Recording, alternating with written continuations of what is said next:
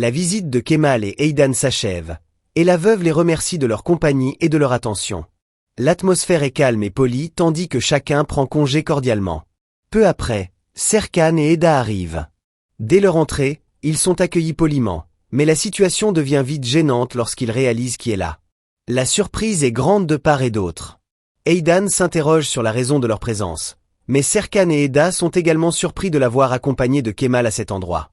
L'atmosphère se charge de curiosité et de suspicion, car personne ne s'attendait à trouver tout le monde réuni.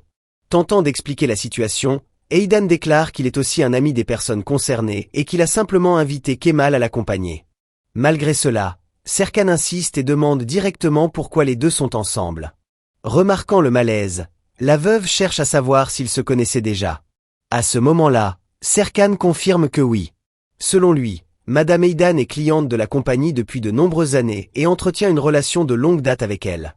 Cette révélation surprend d'autant plus l'assistance qu'Eda précise qu'ils s'étaient déjà rencontrés la veille dans un contexte important. Au cours de la conversation, Eda et Serkan mentionnent incidemment qu'elle vient de souscrire une nouvelle assurance vie, ce qui attire l'attention de tous.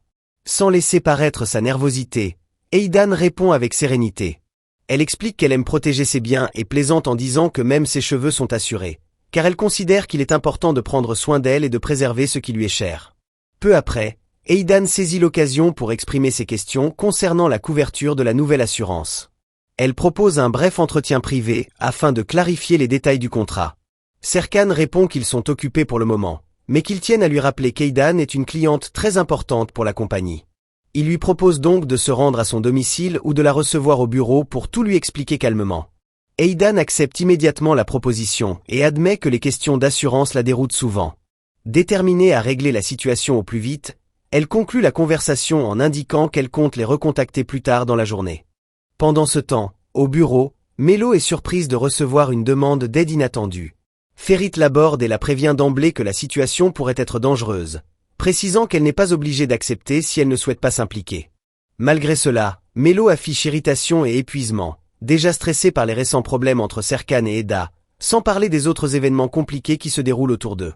Sans bien comprendre de quoi il s'agit, Melo écoute attentivement les explications.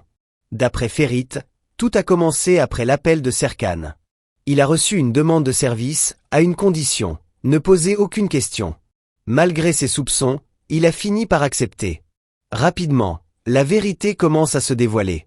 La mission consiste à enquêter sur la vie conjugale d'un avocat et à découvrir où il se trouvait le jour d'un incident très grave. Lorsque Melo demande ce qui s'est réellement passé, elle apprend qu'il s'agit d'un meurtre commis sur un bateau. Cette révélation la bouleverse. Ferit explique que de nombreuses questions demeurent et que tout ce qui concerne le jour du crime doit être examiné afin de découvrir la vérité. Il pense qu'il existe déjà suffisamment d'éléments pour suggérer qu'il s'agit bien d'un meurtre et non d'un simple accident. Ayant besoin d'aide, il dit avoir tenté de parler à Diram, mais celui-ci, indisponible, lui a conseillé de contacter Melo. Il s'est donc adressé directement à elle et lui a demandé son soutien pour l'enquête. Bien que surprise, Melo comprend que ces renseignements seront précieux pour l'affaire. Ferit explique que, selon Diram, il ne devrait pas enquêter seul et que la présence d'une femme serait essentielle pour gérer certaines situations. Intrigué, Melo se demande pourquoi une femme serait si indispensable dans ce type d'enquête. La réponse arrive sur un ton provocateur. D'après elle, il arrive que les hommes soient bloqués ou incapables de percevoir certains détails importants. Pour elle, certaines situations exigent une vision plus stratégique et plus fine, qualité qu'une femme saurait mieux appréhender. Au fil de la conversation, Melo se plaint également de sa charge de travail excessive au bureau. Elle déplore que presque tout le monde soit parti, mais qu'elle continue seule à gérer les dossiers et à assumer la majeure partie des responsabilités de l'entreprise. Malgré la fatigue, Melo laisse entendre qu'elle acceptera probablement de participer à l'enquête, surtout après avoir pris conscience de la gravité de l'affaire du meurtre sur le bateau. Après tout ce qui s'est passé lors du meurtre sur le bateau, la veuve confie qu'il lui sera difficile de remonter à bord. Ce traumatisme l'a profondément marqué, et la simple idée de naviguer à nouveau lui cause déjà un profond malaise et une grande tristesse. Au cours de la conversation, Eda évoque le capitaine Homer. La veuve reconnaît qu'il a toujours été un professionnel expérimenté et un excellent commandant. Eda se souvient également qu'il prenait un grand plaisir à naviguer seul en haute mer et qu'il appréciait tout particulièrement la compagnie de la veuve, avec qui il partageait ses moments. Malgré la tragédie, la veuve affirme qu'elle n'a pas l'intention d'abandonner Homer si elle décide de vendre le bateau. Au contraire, elle évoque même la possibilité d'en acheter un autre plus tard et de réembaucher Homer comme capitaine, témoignant ainsi de sa confiance et de son affection pour ce professionnel. Tandis qu'elle discute de l'affaire et tente d'obtenir de nouvelles informations, la veuve demande s'il y a du nouveau concernant l'assurance. Cependant, avant que la conversation ne puisse se poursuivre, le téléphone de Serkan sonne, interrompant leur échange. De l'autre côté du fil, Eden remercie chaleureusement Serkan pour la confiance qu'il lui témoigne et déclare considérer comme un grand honneur de se voir confier autant de responsabilités au sein de l'entreprise. Il se dit également satisfait d'être traité avec respect et formalité. Peu après, il explique le véritable motif de l'appel. Selon lui, il doit prendre une décision importante concernant l'entreprise et souhaite en discuter avant d'agir. Il révèle alors son intention de licencier Melot. Cette nouvelle surprend complètement Serkan, qui tente aussitôt de convaincre Eden de revenir sur sa décision.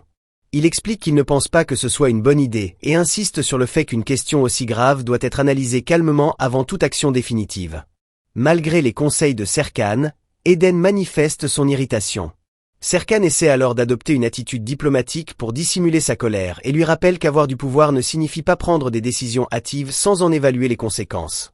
La situation se complique encore davantage lorsqu'Eden annonce vouloir également licencier Serdar, le responsable de la sécurité de l'entreprise.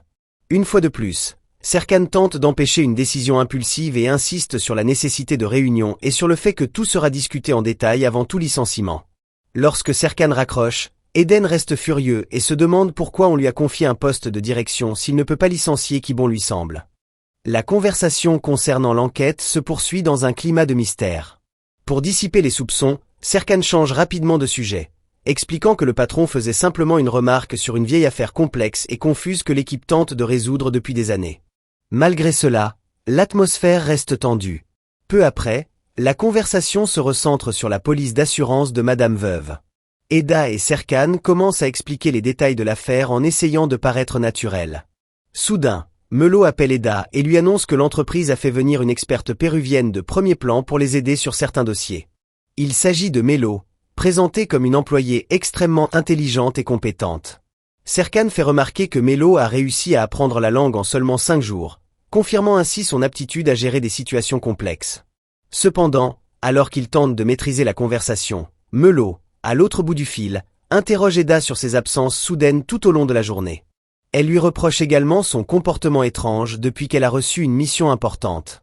Inquiète, elle demande directement s'il y a un problème grave et dit qu'elle pourrait aider si elle connaissait la vérité. Malgré la pression, Eda tente de changer de sujet et promet de tout expliquer plus tard, quand elle pourra parler calmement. Son amie ne comprend toujours rien et avoue être extrêmement nerveuse, surtout après toutes les tensions liées à Eden et les événements récents. Au téléphone, Melot essaie encore de se souvenir des détails de l'enquête concernant l'épouse d'un avocat impliqué dans le meurtre sur le bateau.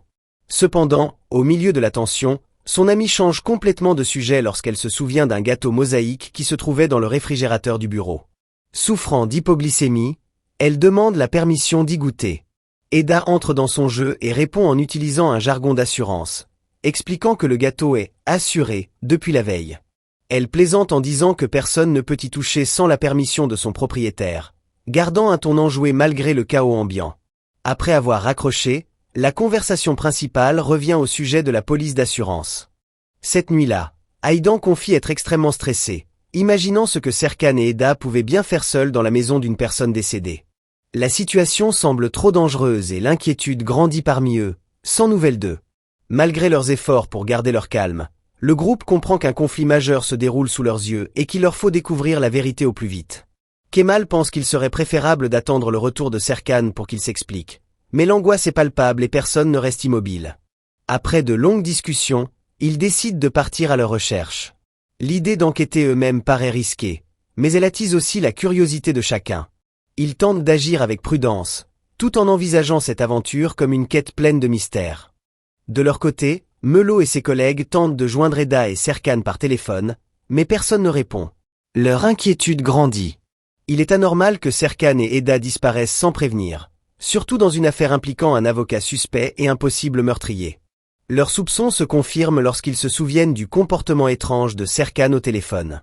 Selon eux, Serkan et Eda semblaient nerveux et parlaient de façon mystérieuse, comme s'ils cachaient quelque chose de grave ou traversaient une situation compliquée.